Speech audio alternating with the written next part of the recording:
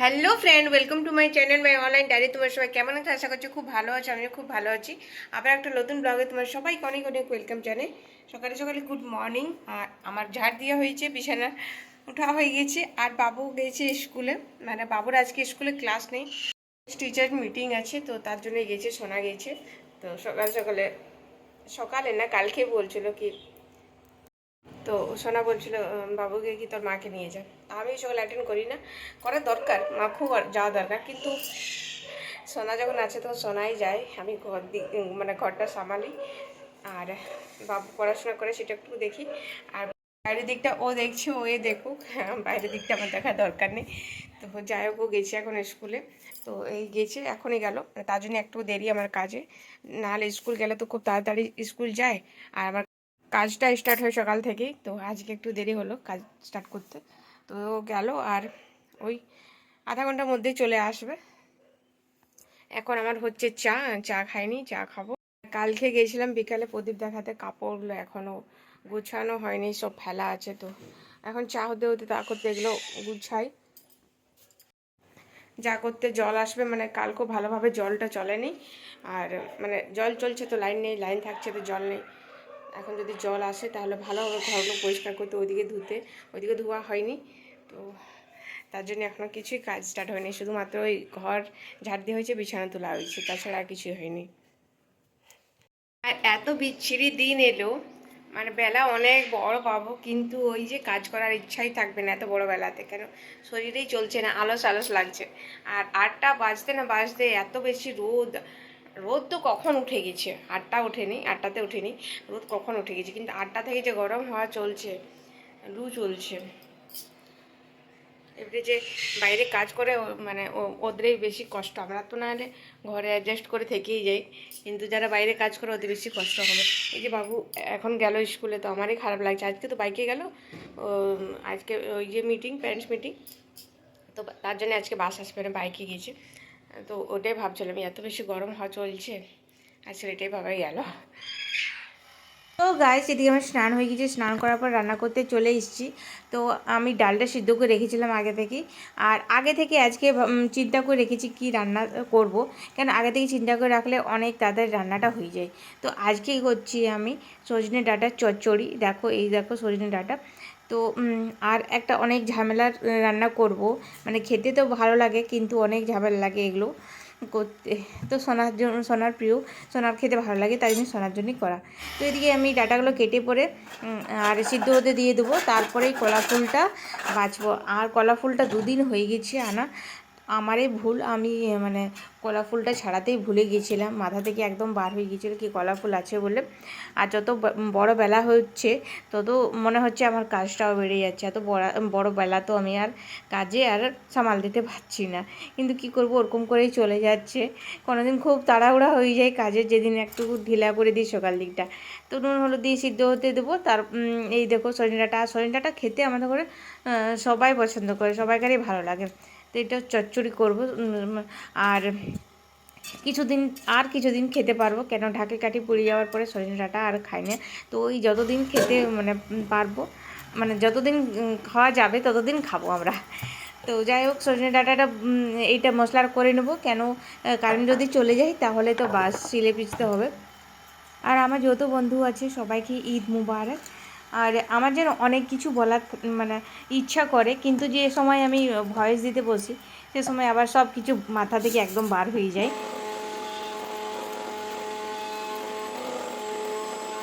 তো এদিকে আমার কাপড় কাচা হয়েছে, কিন্তু মেলা হয়নি, জানি রোদের দিন জলদি। গাইস, বাবু গেছিলো স্কুল, তো স্কুল গেছে, আর আমি খেয়েছি শুধু চা। চা খেয়েছি আর ওই দিকটা ধুচ্ছিলাম, তা করতে বাবু বাড়ি চলে এসছে স্কুল থেকে। স্কুল গেছিলে, সকালে প্যারেন্টস মিটিং ছিল সেটা। তো এত তাড়াতাড়ি চলে এলো, মানে সকাল থেকে ভিড়টা কম থাকে, আর এখন যা মানে একটু যদি দেরি হয়েছে তাহলে তো এতগুলো প্যারেন্টস যাবে, সবাইকারই তো ভিড় হয়ে যায় অনেক। তো এখন মানে যারা দেরিতে গেছিলো তারা এখন আসছে এত দেরিতে। আর বাবু সকালে সকালে গেছিলো টাইমলি, তো টাইমলি চলেও এসছে বাড়িতে, 20 মিনিট লেগেছে হয়তো।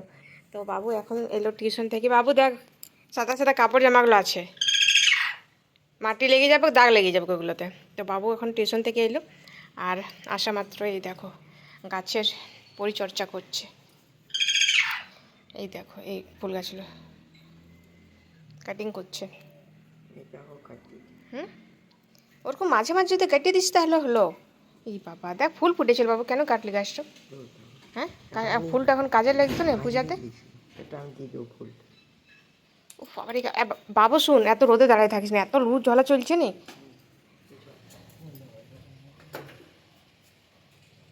আর উপরে ওই গাছটা মরে গেছে, ওই গাছটাই বললাম নামাতে, কেন এত উপরে আছে ওইটা টবটা থেকে তুলে দেবে, নিয়ে আলাদা কিছু গাছ লাগানো হবে। বাহ বাবু তুই নিচে কর, নিচে কর, জল বন্ধ হয়ে গেছে, নিয়ে মাটি হবে, চল নিচে কর। কাঞ্চিটা করি তুই করছিস, বিচ্ছিরি লোক বটিস তুই।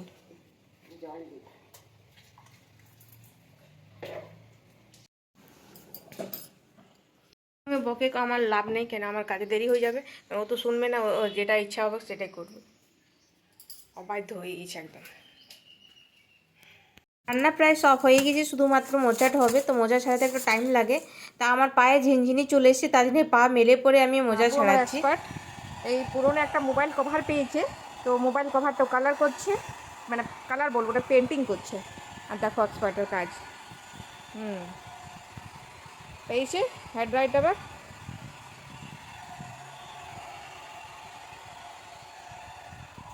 যেহেতু আজকে মোচা হচ্ছে, তো মোচা হতে একটু টাইম লাগে, কেন কুকার আমি খুব বেশি একটা ইউজ করি না, কড়াই হচ্ছে যা কিছু হচ্ছে।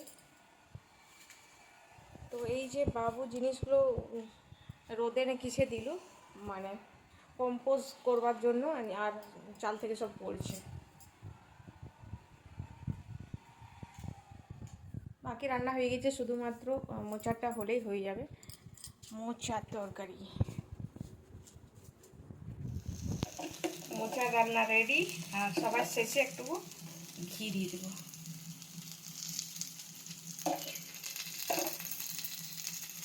বাস,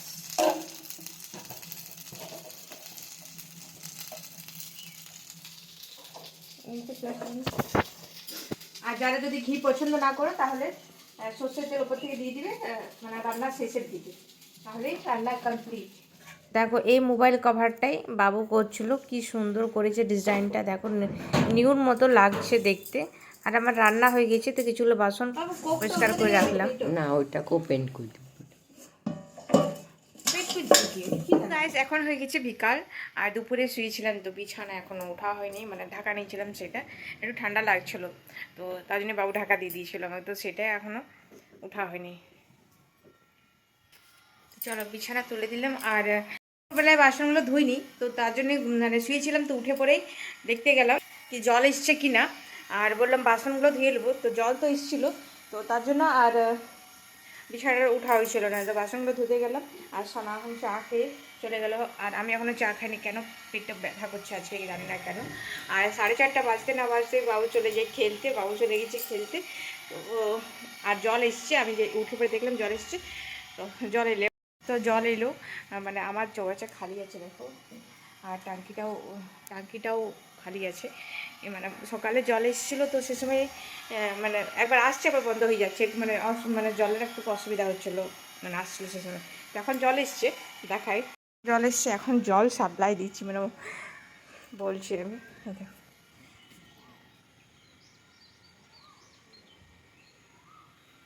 জলের পাইপটা তোমরা দেখালাম, সেটা যাচ্ছে অন্য মানে লাইনে যেটা কোয়ার্টার আছে, কেন কিছু লোক ঘর জল পড়ছে, আর কিছু লোক ঘর মানে পাইপ লাইন অসুবিধার জন্য জল পড়ছে না, কারণটা আমি আর খুলে বলছি না, কেন ওই পাইপ লাইনেই অসুবিধার জন্য পড়ছে না জলটা, তো তার জন্য জল যদি না পড়ে তো কত অসুবিধা। মানে সকালে ওই যেরকম পেরেছি ভরেছি জল একটু ডুব করে, তো এখনও খালি আছে একটু ডুব, তো তাও বললাম যাদের জল পড়েনি কত অসুবিধা, জল ছাড়া তো কিছুই করা যাবে না, কেন লিমিট জল ভরা থাকছে, সেগুলো লিমিট। আর গ্রামেও তো নয় কি পুকুর চলে যাবে কিংবা নদী চলে যাবে, পুকুরও আছে নদীও আছে আশেপাশে, কিন্তু অভ্যস্ত নয় তো সবাই যাওয়া, তার জন্য তো বললাম যারা প্রত্যেক দিনেই জল এরকমই, তো বললাম ও তো ভরে যাক, আমাদের তো যখন পড়বে, আমাদের তো 3টা মেম্বার, যতটুকু জল আছে চলেই যাবে আমাদের, তো তার জন্য একটু পরে আমি চাটা খাবো, শোনা চা খেয়ে গেছে। তো গাইস চা তো এখনো খাইনি, বললাম পেট ব্যথা করছে, কিন্তু এইটা খাবার জন্য পেট ব্যথা করবে না। বাবু খাচ্ছে, বাবু এনে দিল আমাকে। বাবু না নিজে একা একা খায় না, আমাকে দিয়ে পরেই খায়। বাবুকে বলেছিলাম কি ওই সে লম্বা ডাংটি থাকে চুষে চুষে খায়, সেগুলো আনতে। তো বাবু আমাকে বলছে খুটপিতে আইসক্রিম খাবে, এরকম বলছে।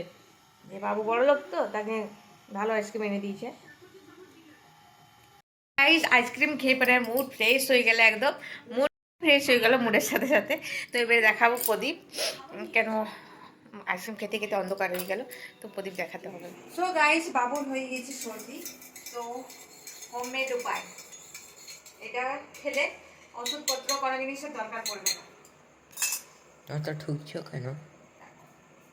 হলদিওয়ালা দুধ, চলো নাও। হলদিওয়ালা দুধ খেলে ওষুধের দরকার হবে না, আর বাবুর এটা খুব তাড়াতাড়ি কাজ করে, এইটাতে সর্দি ভালো হয়ে যায়।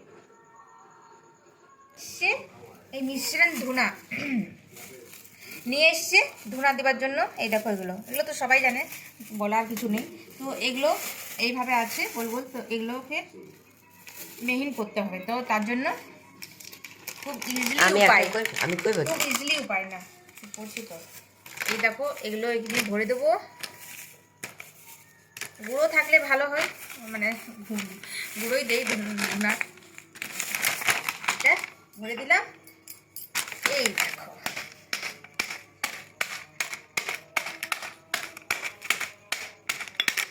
আমার টেকনিকটা এটা হলো ইজি টেকনিক।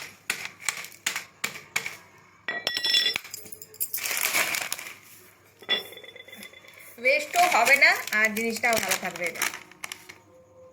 গাইস তোমাদের আমি একটা জিনিস বলতে চাই, প্রথমে এই ভিডিওটা দেখো তারপরেই বলবো। মামা আমি সুন্দর ড্রেসটা, তুমি চুড়ি পরেছো, দেখো দেখো।